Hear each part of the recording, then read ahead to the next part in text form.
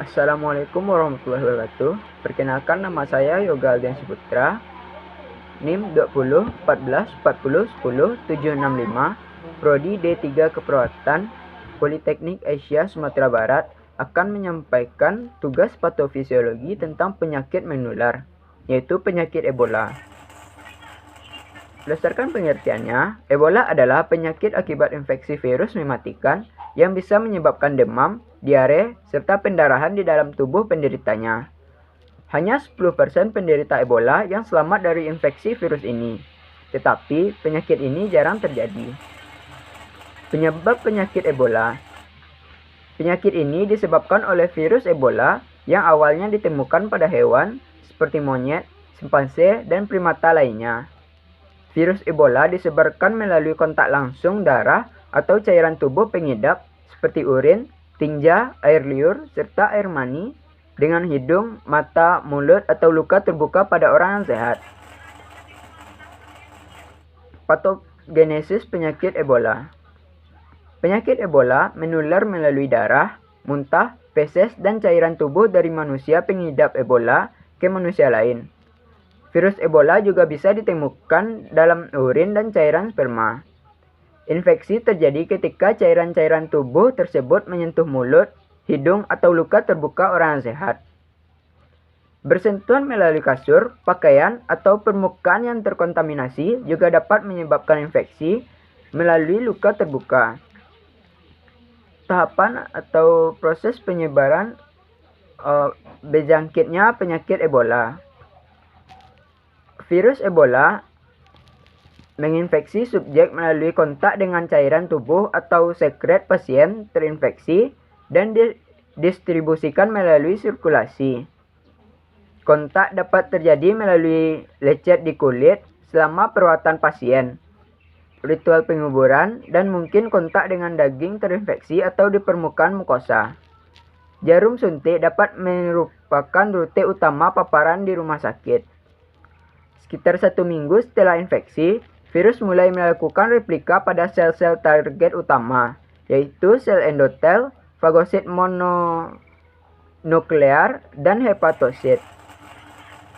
Virus kemudian mengambil alih sistem kekebalan dan sintesis protein dari sel yang terinfeksi. Barulah kemudian virus Ebola mulai mensintesis glikoprotein yang membentuk trimetrik kompleks, berfungsi mengikat virus ke sel-sel endotel yang melapisi permukaan interior pembuluh darah. Glikoprotein juga membentuk protein dimer yang memungkinkan virus menghindari sistem kekebalan tubuh dengan menghambat langkah-langkah awal aktivitas neutrofil.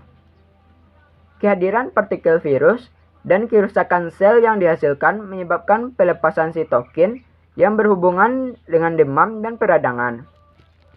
Efek sitopatik infeksi di sel-sel endotel menghilangkan integritas vaskuler.